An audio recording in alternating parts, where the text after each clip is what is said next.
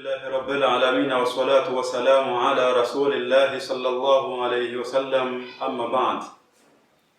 Ndugu zangu ni Waislamu, moja miongoni mwa neema zake Mwenyezi Mungu mtukufu kwetu ni kwamba ametuwekea nyakati ambazo ndani yake tunaweza tukafanya ibada, na moja miongoni mwa nyakati hizo ni hizi siku 10 za mwezi mtukufu wa Dhulhijja ambazo amezitukuza Mwenyezi Mungu mtukufu ndani ya Qur'an, na akazungumzia utukufu wa siku hizo Mtume Muhammad sallallahu alayhi wasallama katika hadithi. Aya ya kwanza ni kauli yake katika sura ya 89 aya ya kwanza hadi ya pili, pindi aliposema bismillahir rahmanir rahim, wal fajr wa layalin ashr. Wa layalin ashri, wafasiri wote wa Qur'an wamezungumza kwamba Mwenyezi Mungu mtukufu ameziakia siku hizi 10 za mwezi mtukufu wa Dhulhijja kwa ajili ya utukufu wake. Katika nyingine aya katika Qur'ani sura ya 22 aya ya 27 hadi 28, anasema Mwenyezi Mungu baada a'udhu billahi minash shaitani rajim, wa'adhin fin nasi bil hajji ya'tuka rijalan wa ala kulli dhamirin ya'tuna min kulli fajjin amiq liyashhadu manafi'a lahum wa yadhkuru isma Allahi fi ayyamin ma'lumatin ala ma razaqahum min bahimatil an'am. Katika hizi aya mbili ninakusomea ndio zamani wa Islam, Mwenyezi Mungu mtukufu ameuzungumzia utukufu wa siku hizi 10 za mwezi mtukufu wa Dhulhijja kwa wale waliokwenda kuitekeleza ibada ya hija Maka. Akasema wamtaje Mwenyezi Mungu mtukufu sana ndani ya siku maalum, na wafasiri wote wa Qur'an wakasema kwamba siku maalum ni hizi siku 10 za mwezi mtukufu wa Dhulhijja. Leo Waislamu tuko tarehe 2, zimebakia mbele yetu ni kama siku tu 7. Kwa hivyo ni vizuri mtambue kama mko ndani ya siku zenye utukufu wa hali ya juu mbele yake Mwenyezi Mungu mtukufu, ili muweze kuzindukana na mzitekeleze ibada zenu kama jinsi ilivyokuwa tabia yenu kutekeleza ibada kwa ajili yake Mwenyezi Mungu mtukufu. Ama Mtume rehma na amani zimwendee akatuambia katika hadithi, huku akizungumzia utukufu wa hizi siku 10 za mwezi mtukufu wa Dhulhijja, ma min ayamin al-amalu salihu fiha ahabbu ila Allah. Katika hii hadithi ninakusomeeni, anasema hakuna siku matendo mema yatatendwa ndani yake yawe ni bora mbele yake Mwenyezi Mungu mtukufu kuliko matendo ambayo yanatendwa ndani ya siku hizi 10 za mwezi mtukufu wa Dhulhijja. Alipoyazungumza haya kiongozi wa umma Mtume Muhammad sallallahu alayhi wasallam, masahaba walishtuka wakasema, ya Rasulullah, wala jihadu fi sabilillah, hata kwenda vitani,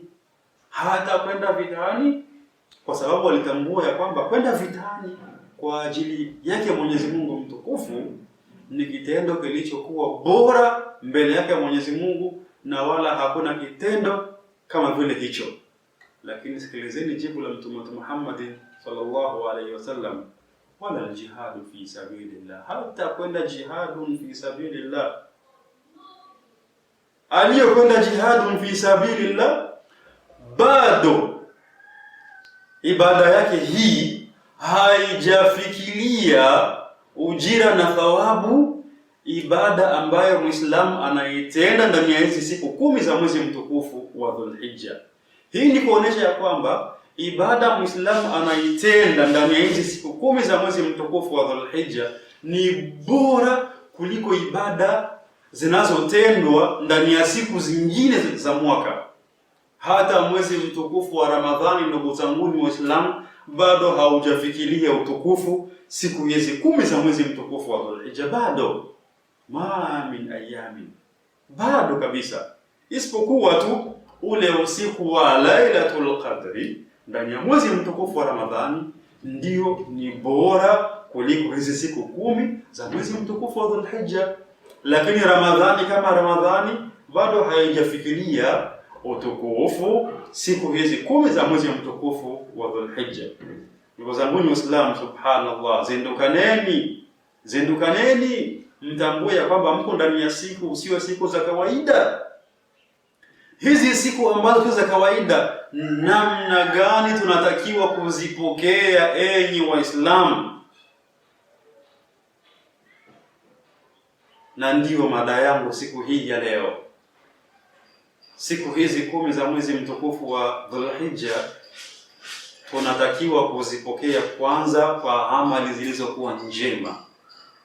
Na amali zilizokuwa njema ni nyingi sana, lakini hapa nitataja baadhi. Kama nitaweza kutaja 5 au 10 au 20 itakuwa ni sawa na jinsi Mwenyezi Mungu mtukufu atakuwa ameniwezesha tu. Jambo la kwanza ni watu kutubu, kurejea kwake Mwenyezi Mungu mtukufu. Waislamu, madhambi ni mengi. Kila mtu ni shahidi wa nafsi yake kutokana na yale anayoyatenda kwa ajili ya nafsi yake, sawa yakiwa ni mazuri au yakawa ni mabaya. Bali insanu ala nafsihi basira walau alqa ma'adhira. Kila mmoja anatambua ukweli wa yale ambayo anayatanguliza kwa ajili ya nafsi yake mbele yake Mwenyezi Mungu Subhanahu wa Ta'ala. Kwa hivyo tubu ila Allahi jami'an la'allakum tuflihun. Tuzipokeeni siku hizi 10 za mwezi mtukufu wa Dhulhijja kwa kurejea kwake Mwenyezi Mungu Subhanahu wa Ta'ala, kwa sababu kurejea kwa Mwenyezi Mungu mtukufu ndiyo njia pekee yake itakayotupelekea sisi kufaulu mbele yake Mwenyezi Mungu mtukufu. Jambo la pili miongoni mwa amali njema ni mtu kuswali, kutekeleza swala kwa wakati wake. Waislamu, tekelezeni swala kwa wakati wake, sana sana ndani ya siku hizi 10 za mwezi mtukufu wa Dhulhijja. Ni siku zina utukufu kuliko siku zote za mwaka kama mlivyosikia. Na hakuna atakayetekeleza swala kwa wakati isipokuwa Mwenyezi Mungu Subhanahu wa Ta'ala atamuinua daraja kwa ibada yake hiyo mbele yake Mwenyezi Mungu mtukufu. Na kuhusieni Waislamu, nami pia nayusia nafsi yangu, tutekelezeni swala kwa wakati. Jambo la tatu Waislamu, miongoni mwa amali njema ni mtu kuzifunga hizi siku 9 za mwezi mtukufu wa Dhulhijja. Atakayeweza, wallahi ni bora kwake kuzifunga siku 9. Funga siku 9 za mwezi mtukufu wa Dhulhijja. Usisahau ya kwamba Mtume Muhammad sallallahu alaihi wasallam amesema atakayefunga siku moja kwa ajili yake Mwenyezi Mungu mtukufu, ba'ada Allahu wajhahu 'anil nari 70 kharifa, ataweka uso wake huyu aliyofunga, na ataweka uso wake mbali na moto wa jahannama kama jinsi ulivyokuwa umbali wa mashariki na magharibi. Hii ni siku tu moja ambayo umefunga funga yako ya sunna, sio funga faradhi, funga yako ya sunna. Mwenyezi Mungu mtukufu anaweka uso wako mbali na moto wa jahannama kama jinsi ulivyokuwa umbali baina mashariki na magharibi. Ukazifunga siku 9, ndugu yangu Muislamu, unahisi ya kwamba ujira wako mbele yake Allah utakuwa ni kiasi gani? Na kama hutoweza kula siku moja, ufunge siku moja. Na kama hutoweza funga siku 2. Kama hautoweza funga siku moja. Kila mmoja ajitahidi sawa na jinsi Mwenyezi Mungu mtukufu atakuwa amemwezesha. Jambo la 4 miongoni mwa amali njema ndani ya siku hizi 10 za mwezi mtukufu wa Dhulhijja ni mtu kufanya sadaqa. Waislamu mliokuwa na mali, fanyeni hisabu ya mali mlizokuwa nazo, mtoe zaka. Toeni zaka. Huyu ndio wakati wa mtu kufanya hisabu ya mali alizokuwa nazo, atoe zaka. Na zaka ni 2.5. Ni 2.5 katika mali uliokuwa nayo, ndugu yangu Muislamu. 2.5 katika mali uliokuwa nayo. Fanya hisabu ya mali ulizokuwa nazo, ujaribu kuwaona wahitaji miongoni mwa ndugu zako Waislamu, na wale ambao si Waislamu, ikiwa utakuwa na hitaji hiyo sadaqa uliokuwa nayo, na Mwenyezi Mungu peke yake ndiye atakaye kulipa. Kwa hivyo Uislamu, kutoa sadaka sio lazima mtu awe na mamilioni mengi. Unaweza kumpatia mtu maji ya 10 kama sadaka, ukampatia mtu kilo ya mchele kama ni sadaka, nusu kilo ya maharage ikawa ni sadaka, nusu kilo ya sukari, sawa na uwezo uliopewa na Allah. Mwenyezi Mungu mtukufu anatambua kila mtu kile alichokuwa nacho. Intubidu sadaqati, yule ambaye atakayetoa sadaka atambue kwamba ujira wake uko mbele yake Mwenyezi Mungu Subhanahu wa Ta'ala. Jambo la 5 miongoni mwa amali njema ndani ya siku hizi 10 za mwezi mtukufu wa Dhulhijja ni mtu kuifanya ibada ya hija na umra. Ibada ya hija na umra haifanyiki ila ni ndani ya siku hizi 10 za mwezi mtukufu wa Dhulhijja. Waislamu, wallahi hakuna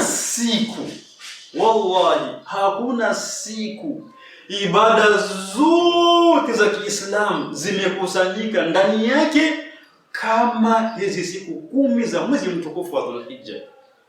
Ndani ya 10 hizi za mwezi mtukufu wa Dhulhijja, ibada zote za Kiislamu zimekamilika. Zote zimekamilika. Na hizi ibada hautozipata ndani ya mwezi mtukufu wa Ramadhani abadan, wala kuzipata ndani ya mwezi wote katika miezi ya mwaka. Hakuna. Hii ni kuonesha utukufu wa hizi siku 10 za mwezi mtukufu wa Dhulhijja. Yule ambaye ataweza kutekeleza ibada ya hija na umra ni bora zaidi, kama alivyosema Mtume Muhammad sallallahu alaihi wasallam, harakisheni kufanya ibada ya hija na umra. Hakika ibada hizi mbili zinayafuta madhambi kama yamfil kiru khabath alhadid, kama jinsi msasa unavyoondoa kutu kwenye chuma. Waislamu, hakuna ibada inamuondolea mtu madhambi kama ibada ya hija na umra. Kisha na ibada hii kama alivyosema Mtume Muhammad sallallahu alayhi wasallam, ni ibada inaondoa umaskini na ufakiri. Ni ibada inaondoa umaskini na ufakiri. Atakayeweza kuitekeleza ndani ya siku 10 za mwezi mtukufu wa Dhulhijja anakuwa amefanya ibada iliyokuwa kubwa kuliko ibada zote, ndugu zangu Waislamu. Jambo la 6 miongoni mwa amali njema ndani ya siku hizi 10 za mwezi mtukufu wa Dhulhijja ni mtu kuisoma Qur'ani sana. Atakayeweza kuihitimu Qur'an ndani ya siku hizi 10, wallahi anakuwa ametekeleza ibada iliyokuwa kubwa mbele yake Mwenyezi Mungu mtukufu.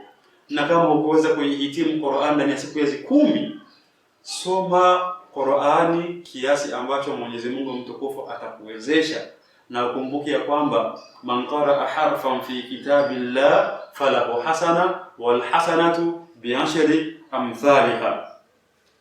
Jambo la 7 miongoni mwa amali njema ndani ya siku hizi 10 za mwezi mtukufu wa Dhulhijja ni kumtaja Mwenyezi Mungu mtukufu sana. Allahu akbar, Allahu akbar, la ilaha illa Allah, Allahu akbar, Allahu akbar walillahil hamdu.